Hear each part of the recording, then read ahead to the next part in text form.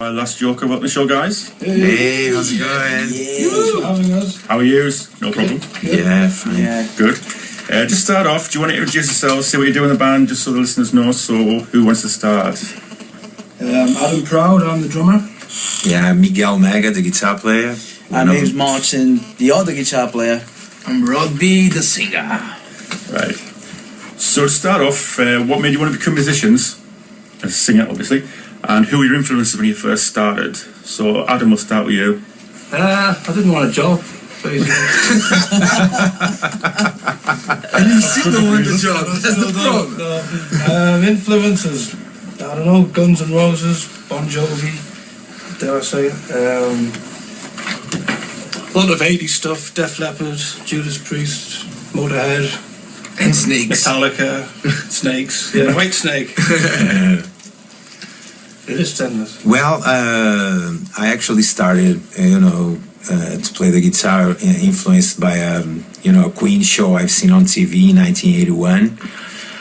I got very emotional with their music and stuff, and that was actually my start, And my influences are pretty much the same of Adam as well, like a lot of Van Halen, Yngwie Malmsteen as well, AC/DC, of course, Queen, as I mentioned already. About that. Yeah, nothing new my side, I think. Usual suspects in it. Everything started with Pink Floyd, I would say. And then, of course, like all the 80s, Guns N' Roses and, guys like that. And Yngwie Malmsteen, obviously, he's God. And all the usual suspects from the 70s as well, Deep Purple, Led Zeppelin. Yeah, and that's pretty much it. And actually, I didn't think that way, but I didn't want a job either. But I do have one. Jobs are overrated. Yeah. Anyhow. This is all I'm good at, so. Well, I'll do this. This is like voluntary. So I don't get paid for this either. It's much better than the job I've got. I hope nobody's listening from work. Actually. Oh Jesus! I don't like it. So it's like, I don't have that job tomorrow. Yeah, but you're adult tomorrow. For me, simple man, just two bands, Kiss and Iron Maiden. So that's changed my life since 1982. Yeah. So that's me here after 30 something years doing rock. Yeah. That's what I like. Yeah. Isn't it weird, all those bands you mentioned, we were just talking off air about how they're pretty much still going in one form or another. We're on about Guns N' Roses, it's pretty much just Axl. But isn't it strange how all these bands 30 years on are still making music in some form or other, but it's just playing gigs with like Guns N' Roses, but he's still going. Yeah, that's impressive, man. But all the bands that come now is all copies from what had in the past. So that's why I don't listen to many new bands. Yeah, I think what's good is timeless, isn't it? Yeah. Good music will always be around, and that just can't beat the old guys. I think There's loads of back then nice it was things. all about music, and now it's all about business. Of course there was business back then as well. But it was all about music. Bands back then used to like release albums, and nowadays it's just about singles and stuff. So. Music industry's changed so much though, hasn't it, over the years? I mean, probably one of the biggest problems with it is the illegal downloading, which is a problem that they still haven't figured out how to solve. Yeah, but to be honest, for me, my opinion, I don't think the download's a problem today, because the bands got for a CD sale just a minimum, so we got money. Yeah, guys, feel free to download illegally our music and enjoy it with no Doesn't matter, moderation. just spread the Let's Joker word and come to our gigs. Well, I think now bands, it's forced bands to go out and play and tour. Yeah, that's what I want. That's the only way you can make money now. People aren't buying records. CDs have pretty much become sort of like merchandise. But still good to have the physical copy. But it's much more like a business card or something. A digital business card or something. Let's Joker CD has a 12-page book, so it's quite nice. And I was reading through that this morning. So it is. It's nice. I mean, I get a lot of MP3s sent from record companies and PR companies, but it's still nice to actually get the CD. And I know everyone says it's not as good as vinyl, but at least you're holding it. Yeah. In your hands, you know you've got see for what you've bought, basically. Yeah, we are in negotiation trying to release in vinyl as well, at least like 50 or 100 copies, but nothing concrete. And you have the thrill of trying to unpack a brand new CD when you have short fingernails. Do you know what I mean? That's great. It's just nothing like it, you know? Yeah, definitely. All right, Miguel, you formed the band in Brazil in the 80s. Yeah, in the late 80s. We formed the band in 1989, and in 1990 we recorded the first demo tape, and it was quite successful. You know, just spread the name of the band in Brazil. Was very nice. And then right after that, we got signed to the heavy metal record label, which was called Metal Rock Records. And we record that first, release in '92. Was released in early '93, and then we actually were able to, open for a lot of, the biggest acts in Brazil back then. Well, they still the biggest ones nowadays, like Sepultura, Angra, Dr. Sin, and RDP. I don't know if you heard about RDP. Yeah, some of those bands, so we got a lot of exposure back then, but unfortunately, I think because of the whole market just changed. Well, basically because of Nirvana, No offense to the Nirvana fans, but the whole scene just changed, and the band kinda got forced to break down on '94, and then just had this break. And I went to the United States. I lived there for a couple of years. Yeah. And well, there's a long story, but last year just moved to UK and just regrouped, the band, and here we are. Yeah. So you still play the same sort of music as you played back then, or you're more classic rock, or still classic rock, same influences, Van Halen, Yngwie Malmsteen, White Snake, Deep Purple, Def Leppard, about the same. And obviously, I just noticed today as well, when I was looking at the CD, you've actually got Last Joker, Chapter 2. So obviously that is just sort of like to draw a line between the two bands. Well, it was my idea. Yeah, it was actually Rod's idea. But it makes sense because it is the Chapter 2. It's a new beginning from, especially from Miguel. It's it's still the band I created and I formed back in late '80s. That's a very interesting thing actually, because we are from the same town, me, Rod, and Miguel. Obviously, Miguel's from Portugal originally, but we lived in the same town, in for Brazil, a long time in Brazil. And Miguel and his crew back then, they were like the untouchables for us, right? For me and Rod, kind of. I mean, younger than Rod, but it was like we didn't. I'm sure Rod never thought that he would be playing on that band, a particular band. You know what I mean? Never. So it's kind of a dream come true as well. You know what I mean? It's kind of but really I know funny Miguel after all since those years. 1989, so you can imagine we had a friendship for more than 30 years. Almost 30 years, Yeah. So I used to start my things and just have the guys with my inspiration in Brazil. And then I was the roadie for the entire band. They're all friends, so that's cool for me. When he came with the idea, I was not the first option, but he was the first option. Bitterness there. But I am the guy with the contact, so nah, just joking. We are just friends for a long time, and we like the same things, and we have the same ideas and same background. Yeah. So how have you come from Brazil to Berwick? I love Berwick, man. That's all. That's all. Yeah, that's all Rod's. All Rod's fault. That's all Rod's fault. Yeah. I came first and brought Martin. Martin brought Miguel, and we started. Yeah, so it's the history. I think we should put an agency together to bring more people. Please, no. It's a long history, man.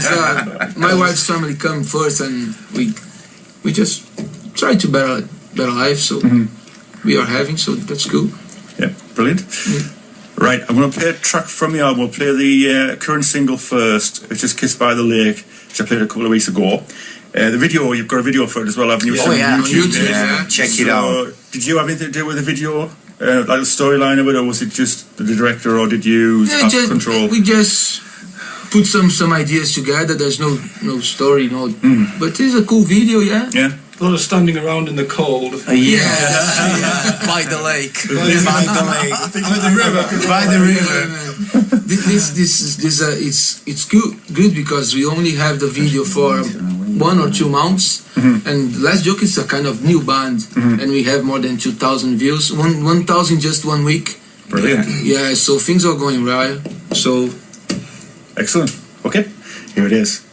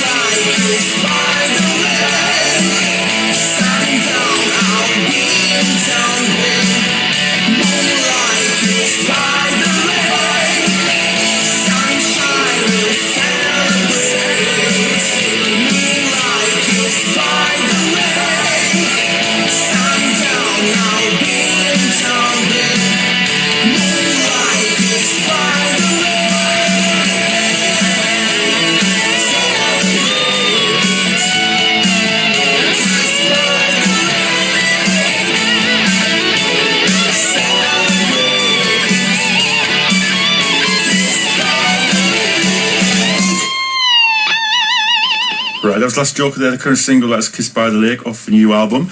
We're going to talk about the album in a second, but first, how do you approach songwriting, and who's the main songwriter with the band, and inspiration for lyrics, etc.? Where'd you get them from? 'Cause I can't write a song, so I just want to know.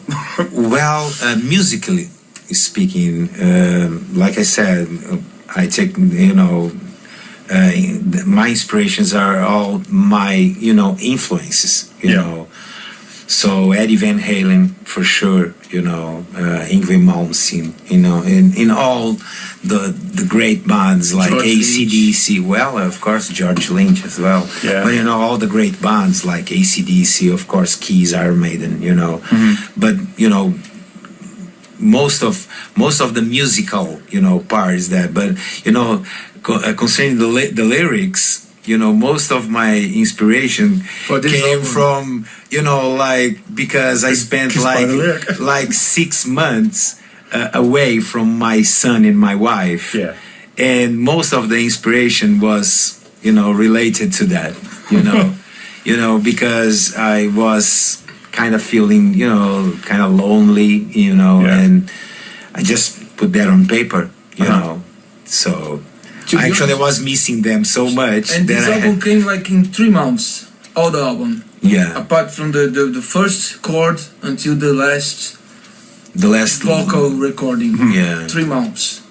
We did at our studios, and we mix and master in our studios. We pre-produce. So it's a great album. Congratulations, Mega. Thank you. Congratulations. Actually, that was one of the questions as well that I've got about you recorded in your own studio, as you said there. Was that money reasons, or was it down to the fact that you wanted to keep control of the album, the way it was the direction of it yourselves, rather than anybody? I think it was easy for me and Miguel and do the album at home because we have all the equipment, and sounds very good, better than lots of CDs that people spend lots of money. Yeah, it's not just that.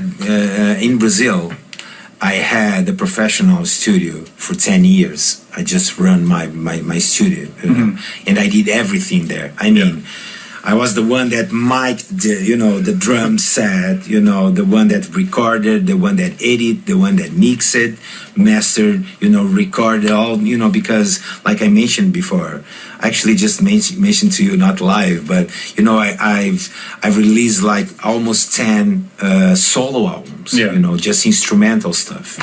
A little bit, not in the hard rock vein, kind of like, like jazz rock fusion, not jazz, because it's still with the distortion guitar and stuff, but stuff like, kind of like, Jeff Beck, a little bit of Joy Satriani or Steve Vai or Yngwie Malmsteen, stuff like that.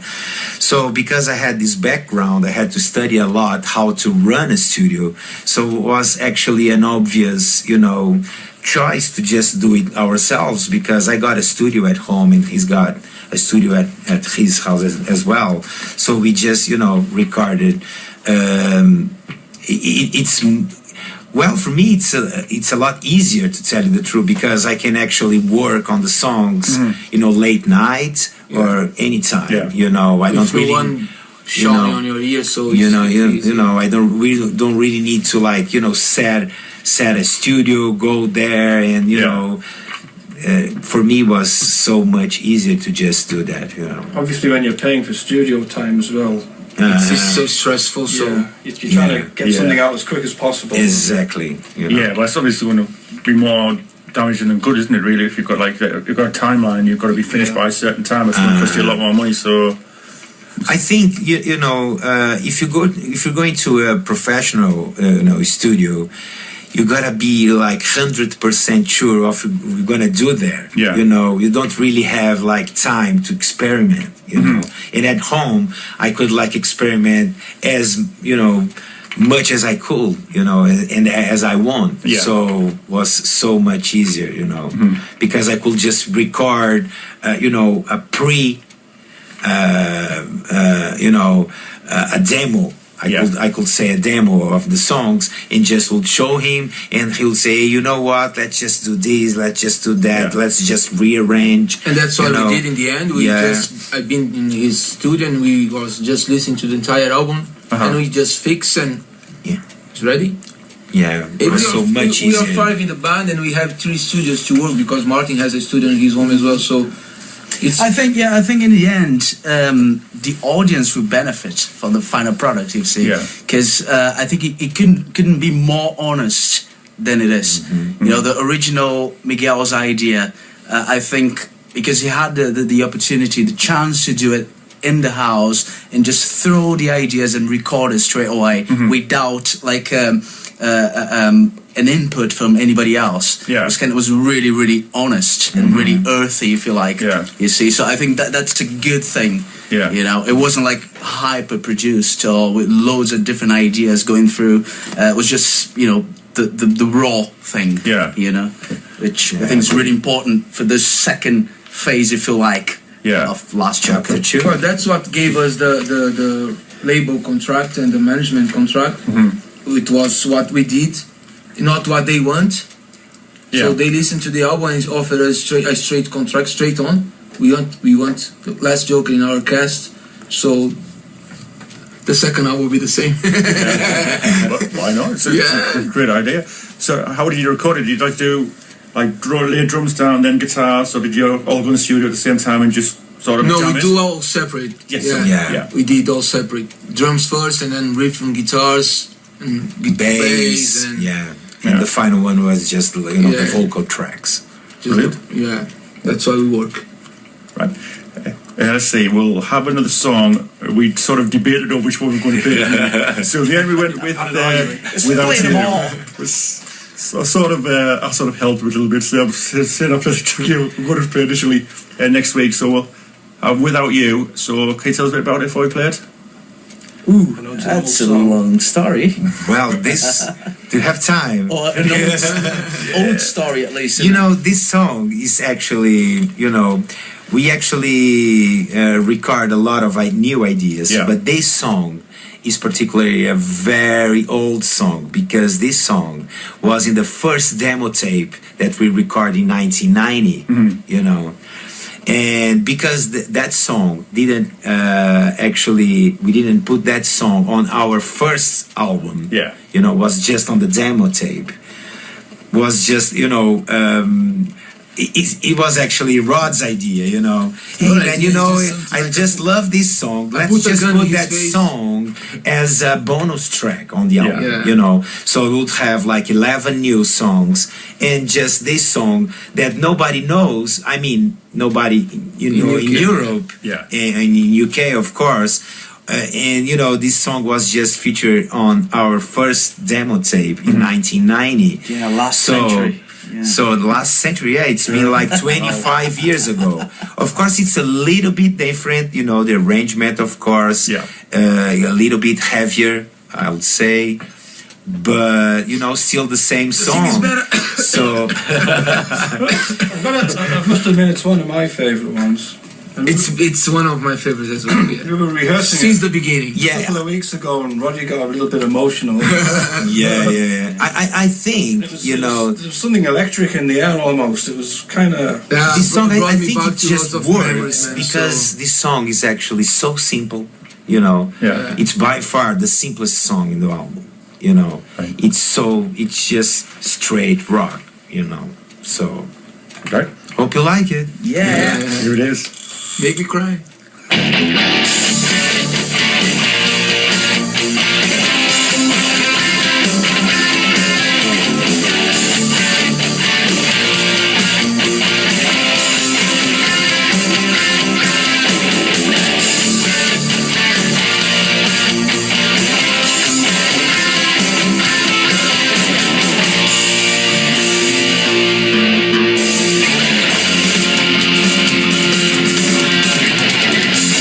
No way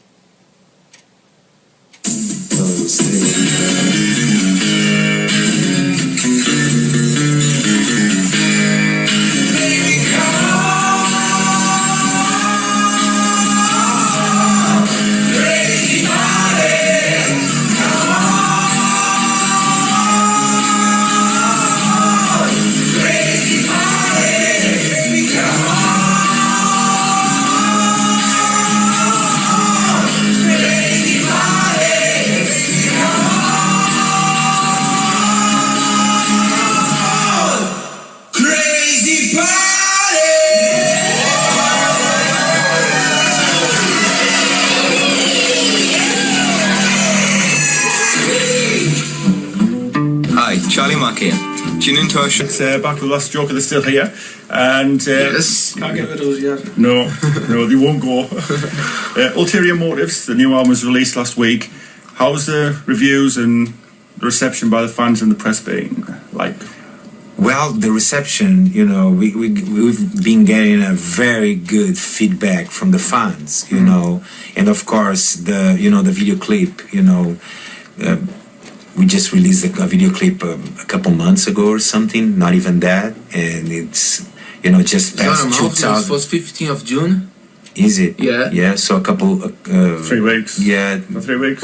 Well, no. Well, 15th of June. yeah. So more just past 2,000 views. So the feedback from the fans have been, superb, great. But the reviews from the press, they're just coming. Yeah. The record label and the management just send the press kits, and we're just waiting for the reviews. So soon we're gonna get very nice reviews of the album. Good. And I've just mentioned there about the album cover as well, which I really like. So who drew that? Designed that? Yeah. Wouldn't it? Well, we actually had the idea, the concept, for the album cover, but we are not artists. We can I can even draw. we can draw anything. So I asked a very good friend of mine in Brazil called Roberto Peixoto, and he did that. Yeah. Very nice. He was actually very nice. He's a very good artist there. He actually exposed some of his paintings and all that stuff, and he was very kind, very nice that he did that. He actually got glad as well because he could get one of his paintings here released here in Europe and all over the world. So it was very nice. Brilliant. And we sort of mentioned a little bit off air there about Brazilian bands. You mentioned that I've never heard of, and I really must check them out, like Dr. Sin and so on. Yeah. What's the scene like over there? Because obviously here in the UK, it's not what it was 30 years ago when Bon Jovi, Guns N' Roses, Metallica even, all crossed over into singles chart, whereas now that's never ever going to happen again, I don't think. So what's the scene like over in Brazil? Is rock and metal still popular like it was back then? Well, it's not that popular anymore, but it's still there. Yeah. It's underground. In Brazil, it's not a very rock, country. Right. Yeah. Yeah. But there is plenty of bands there. All of them struggling to try to do something bigger. Of course. We still have like Sepultura, Angra, that play all over the world, but there's a lot of bands, very nice ones like Crisian, like Corzus, like Dr. Sin, that for me is one of the best ones.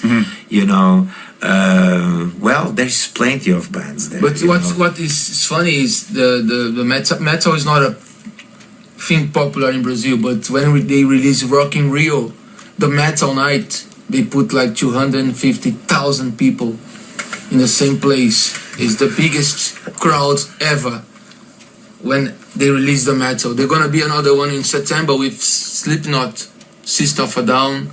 It's gonna be massive. It's sold out in 2 days. The metal night. 250,000 tickets in 2 days. Yeah. 2050, yeah.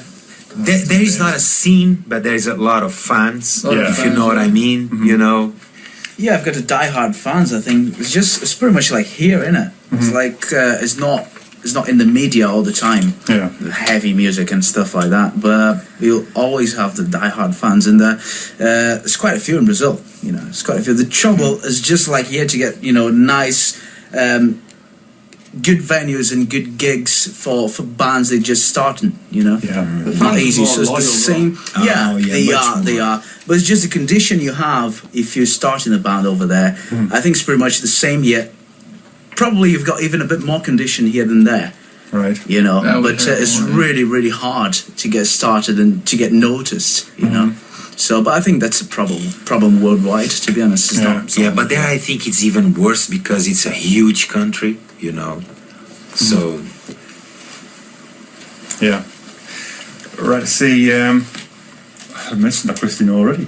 Just been Did you read Metallica's manager saying that he can't see any band taking over from Metallica and Iron Maiden and Guns N' Roses and all those bands in a waste bit so?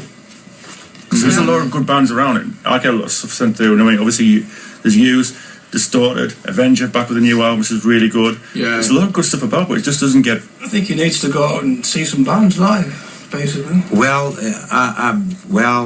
I kind of agree with what he meant, you know, because what he was trying to say, well, at least for me, is that nowadays the problem is not really the bands, but it's the public, the audience, because nowadays the people just want to, like, you know, buy singles. They don't buy albums anymore. They are not really interested in the band. You know, of course, if a band just release, you know, a single which is very popular, everybody's gonna try to, you know, start looking for the rest of the songs on the album, on, you know, on previous albums or something.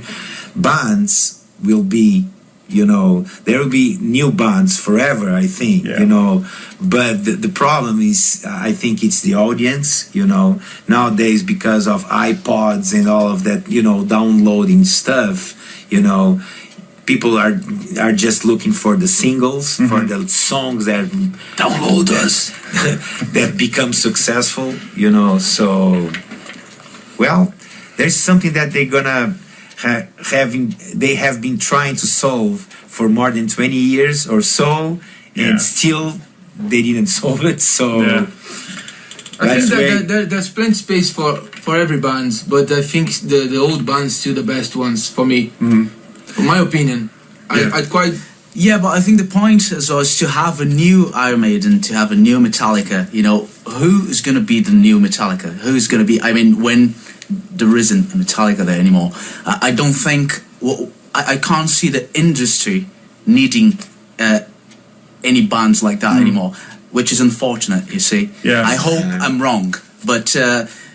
I don't think the industry is looking forward to have a new Iron Maiden in the future, you know? You know something? I've been saying now for a while, to me, rock and metal is like the embarrassing relative that you cross the road to avoid for the music industry. It's like, oh, it's there, but let's not talk about it. Exactly, it. yeah. And that's wrong. I mean, Which is a shame. What says Metallica any worse than Ed Sheeran or Adele? You know, why don't Metallica get more daytime airplay when you're playing these depressing bands? Absolutely, yeah. Agree. Yeah. And on about audiences, I saw Soulfly last year in Newcastle, and it was half full, and it was embarrassing. And every week I read out, who's touring later on this year? Who's not? Slayer. They're not over here in the northeast. And every week I was like, oh, they're not playing over here. And then you think, well, why should they when the venues are going to be half full? Yeah. True. But I went to Slipknot and the place was full. Yeah. So, same when we saw Black Label Society, the place was very good. Malmsteen as well. I think depends on what people wants to see. So, we have some good gigs coming in Newcastle this year until the end of the year. There is. I hope I'm gonna see Wasp. Yes, I've never seen Wasp yet, so I must go and see them this it's time. amazing, man. Yeah, I don't thought that. Yeah. We saw INT. YNT. That was it was a full. It was Fantastic, completely full. And the band was amazing. and we had a chance to have a talk. chat with them as well. And it was really nice guys. Yeah, You see, they're just, you know, doing their 40 anniversary tour. 40. I know. You know, so. But of course, it's a lot easier for the bands that are already established, you know, to keep playing. The thing that they've been, you know, talking about all of these, you know, that's gonna be hard to, you know, have like a new Metallica or a new Kiss or something, is because, you know, for the bands that are already established, of course, it's easier for them, you know. They already have like plenty of records. They have us. They're lucky because they had us. That we were fans that we used to chase the bands. You know, we used to buy the albums and go through the whole book and then go one by one. You know, all the band members and chase them and see. You know, who they were. I think that the audience just are, you know, are looking, you know, for the singles for the songs that are successful, and maybe then, they go to the concert, and then maybe they'll, like maybe a couple more songs, then maybe they'll, download those couple. But the same people that songs. always looking for the old gods, they're always looking for a new hero. So it's always business, man. If you had like we have Kiss by the Lake as a first single and first video clip, maybe if someone listen to the song and say, whoa, what song, what a band, that's why we got a contract. But maybe not in the future have something bigger. We never know what's gonna happen, man. We do our war every day to keep the band alive. So that's my opinion. Right, it's almost time for the news, so I'll play a song rather than ask another question and get sort of stopped halfway through. The next hour, you still okay to stay a bit longer? So Last Joke again after the news. Also got new music from Act of Defiance, Nocturne, and also some Stomp 66. To the news, this is Stone Sour and a track called RU486. Log out and log in another one. I related to it. There's plenty of computers, they just put another one. Anyway, I'm still there with the Last Joker here in the studio. Yep. A werewolf, I sound talk a bit about gigs now. What was your first gig like? Can you remember? Were you nervous? Oh my God, I was so nervous. I was 10.5 years, man. I was so nervous, But I think that's actually important, makes you, actually try to get as much prepared as you can for that gig, especially which is the first, But then, trust me, I was maybe nervous on my first 10 gigs or something. Then right after that, I would say I'm prepared to play in front of 500,000 people, and it's the same of playing in front of 100 people or something. For me, there is no difference, not anymore. I have been playing for all my life, so I've got to admit, I organised a gig going back a while for like some bands, local bands. This is maybe 6-7 years ago. And Rebecca, we used to do a show here, she helped me. And someone said, oh, who's going to introduce the bands? Me. I'm like, no. So like, I was stood on stage and I've never been so nervous and terrified in my life of talking in front of people over the microphone. So I've got a lot of respect for people who get up on stage in front of 500,000 people or whatever. I couldn't do it. I think the more people you play in front of, the easier actually, because if there's 5 people in the audience, that's true, and they're staring right at you, if there's a few hundred, you can't really see individual people, and it's just like a scene. And I think it's easier, I did a gig once for 2 people, and we actually did one in 1992 in Santos in the beach. It was a festival in the beach for 25,000 people, according to the fireman brigade in the city. Remember? Yeah. There's my band and Last Jokers. Next year, Mr. Big actually played, in the same place. Same place, Same. They've got a bigger audience, but they were Mr. Big, so, but, Have you found audiences have changed over the years? I mean, I've seen a lot of bands, AC/DC, Saxon and so on, and you've got like 13, 14-year-old kids there who are singing along to all the songs, even though like twice their age, and then you've got like, obviously who's the parent, and then the parent of the parent. Yeah, the dads bring the kids along. But I think that happens most of the times with those big bands, from the 70s and 80s, What could people expect from a Last Joker show they've never seen before? Well, our music. Obviously, Maybe Adam naked behind the drums. I don't want to see that. We packed out show now. Packed out show.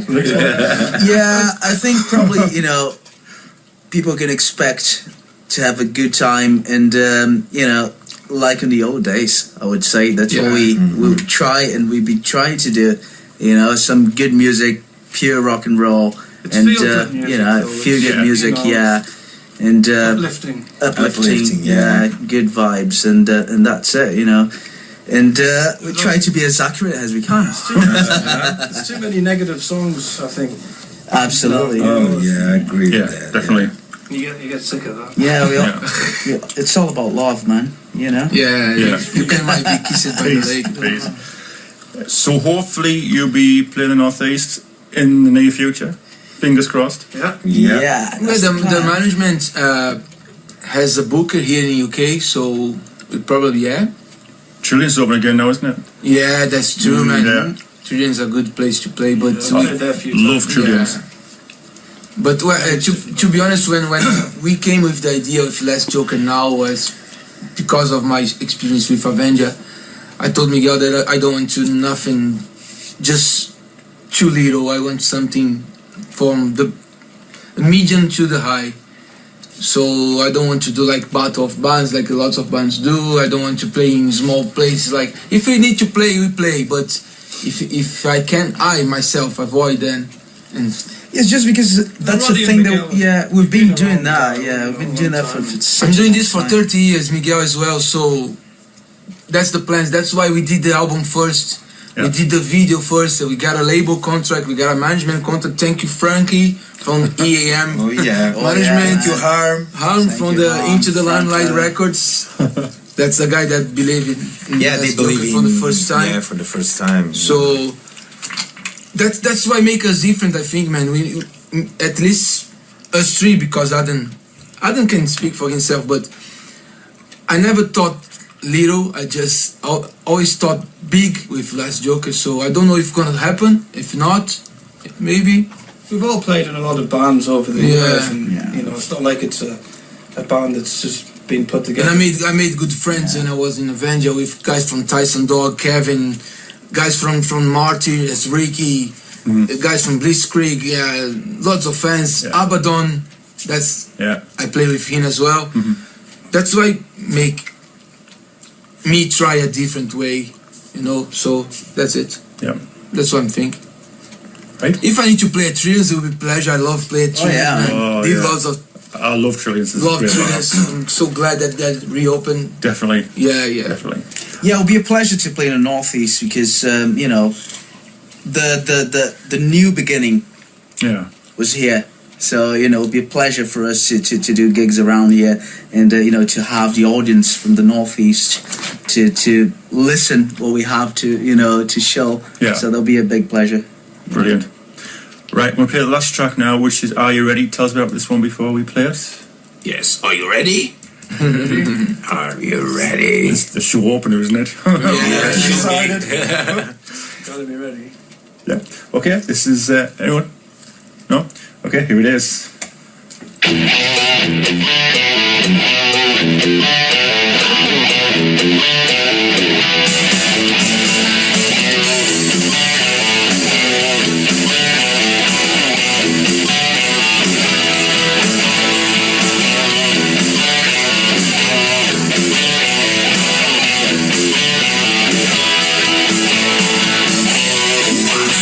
What you thinking? Thinking about when you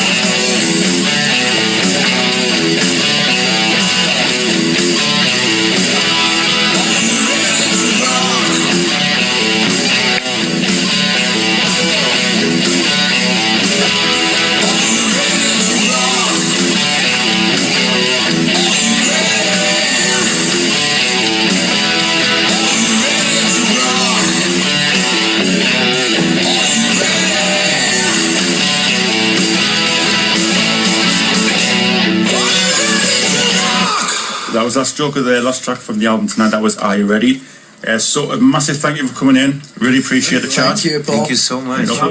Do you want to tell people what social media you're on, just so they can check it out if you like what you've heard tonight? Yeah, We have Facebook, we have Facebook, Let's Joker Official. Official, yeah. Yeah, website under construction at the moment, but soon We have a YouTube channel as well that you can find another lyric video from Confidence. Which I'm playing next week. Yeah, we have the SoundCloud official, Let's Joker Official as well. So you can hear 3 songs there: Kiss by the Lake, Confidence, and Without You. That's the 3 songs that we are working right now. Just type Let's Joke in Google, man. You're gonna find everything there. Yeah. You're on Spotify as well. Spotify, iTunes as well. All the social. CD Baby. Yeah, CD Baby, Rhapsody. I think there's a lot more coming as well. Mm-hmm. Yeah, Apple's got one as well, haven't they now? Can't remember it's called now. Who cares, Apple? So once again, thanks for coming in. Good luck with the album. Thank you. And hopefully get to see you in the Northeast soon. Absolutely. Yeah, Brilliant. we will. Thanks very much. Thank you. Thanks for having us. No problem at all. Cheers, man.